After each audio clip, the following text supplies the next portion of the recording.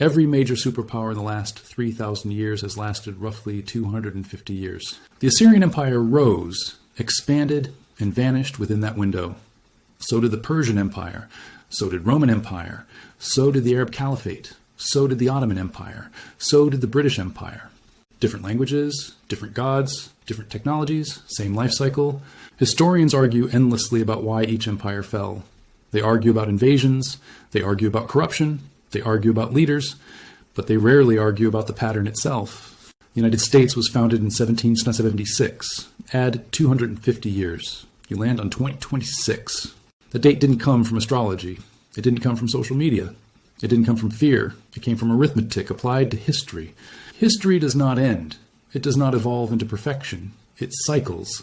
And according to a British general who spent his life studying fallen civilizations while watching one collapse from the inside, the United States has now entered stage 6 of the imperial life cycle, the final stage, the stage every empire believes it is immune to. Sir John Glubb called it the Age of Decadence. And the most unsettling part is this. None of this is hidden. Nothing about it is secret. The signals are flashing in public every single day. No hysteria, no conspiracies, just incentives doing what incentives always do. If you want unfiltered history, not comfort stories designed to protect national myths, subscribe now. This channel doesn't sell hope. It sells clarity. Sir John Glubb was not a content creator. He wasn't trying to provoke outrage. He was a career British Army officer, historian, and administrator who governed territories in the Middle East during the slow, humiliating decline of British imperial power. He didn't observe collapse from the outside. He lived inside it. As Britain lost colonies, influence, and financial dominance, Glubb noticed something disturbing. The excuses sounded familiar. The arguments sounded recycled. The confidence sounded identical to Rome, and Spain, and the Ottomans. So he asked a question most societies avoid. Why do empires fall the same way, even when they know the history? After studying over 3,000 years of recorded civilization, Glubb identified a repeating 6-stage cycle. Not theory, not ideology, observed behavior. Every empire passes through. The age of pioneers, survival, courage, sacrifice. The age of conquest, expansion through force. The age of commerce, trade replaces war. The age of affluence, wealth becomes identity. The age of intellect, debate replaces action. The age of decadence, decline disguised as progress.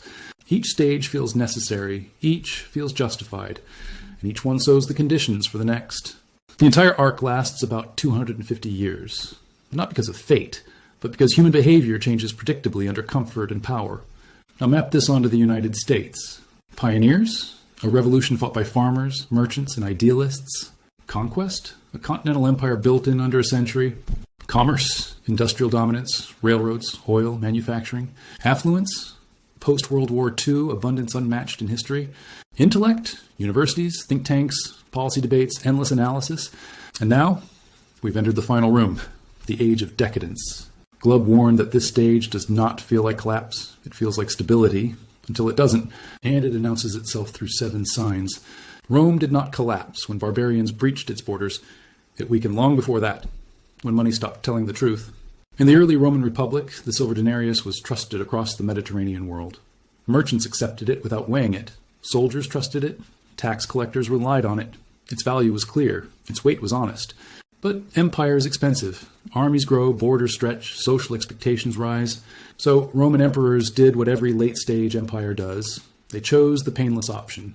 They reduced the silver content of the coin slowly enough that no single generation felt betrayed.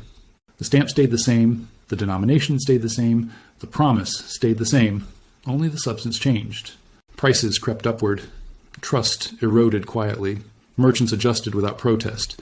Rome insisted nothing fundamental had changed. That insistence was fatal. Now look at the United States. In 1913, $1 represented roughly $20 of today's purchasing power.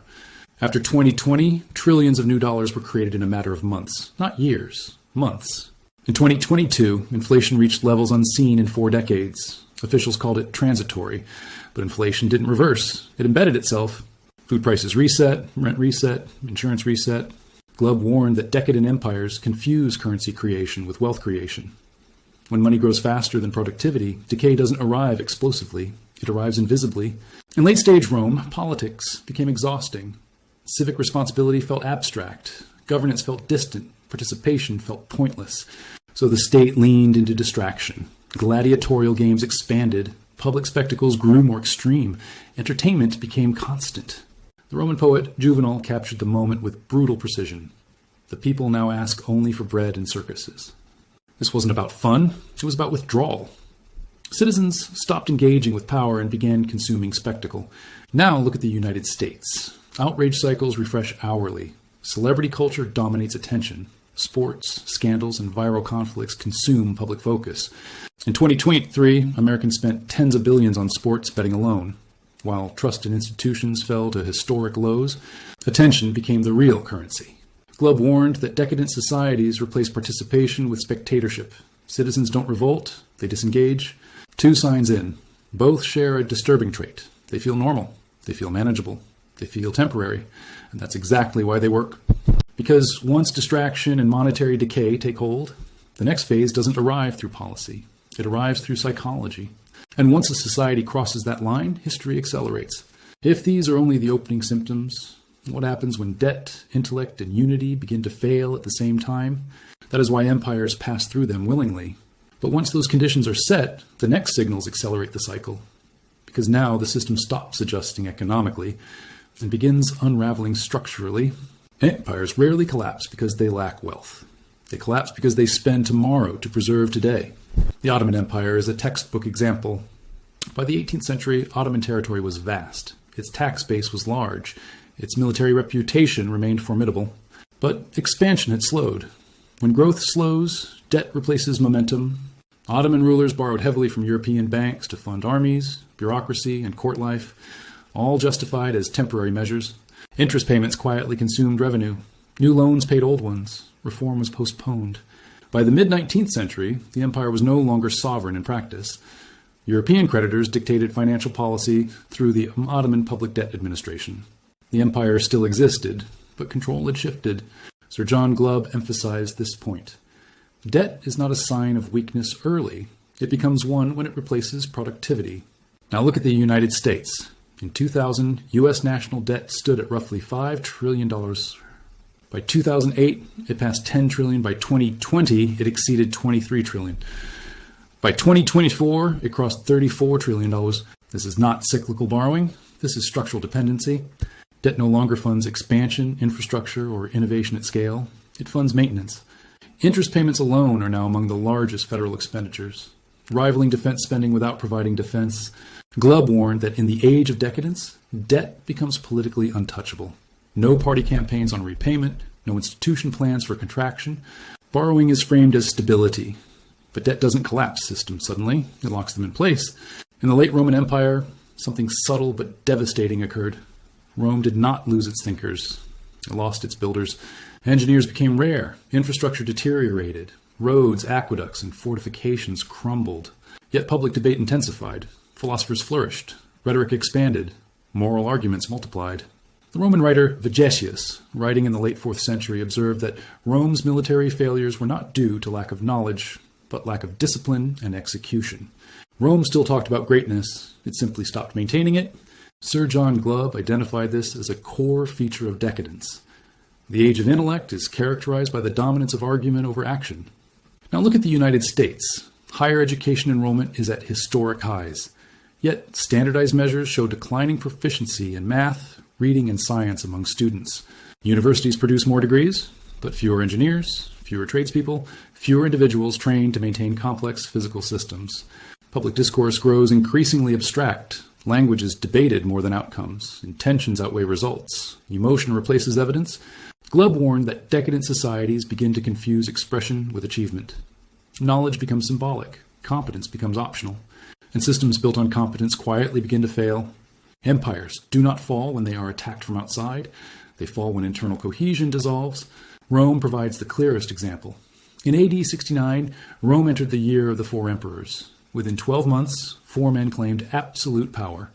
Roman legions fought Roman legions. Cities were burned by their own armies. The population turned inward.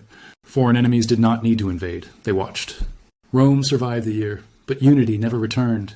The historian Tacitus described the period as one of exhaustion, suspicion, and internal fear, a society that no longer trusted itself. Glubb distilled this pattern brutally. The real danger to an empire is not invasion, but internal division. Now look at the United States. Political polarization has reached levels unseen in recorded history. Surveys show that many Americans no longer view political opponents as rivals, but as existential threats. National identity fractures into ideological tribes. Trust collapses across institutions, media, and even neighbors. Glubb warned that in the Age of Decadence, hatred of internal rivals exceeds fear of external enemies. Once that happens, collective action becomes impossible, because no society can mobilize when it no longer agrees on reality. At this point in the cycle, the pattern becomes unmistakable. Debt replaces growth, debate replaces competence, division replaces unity.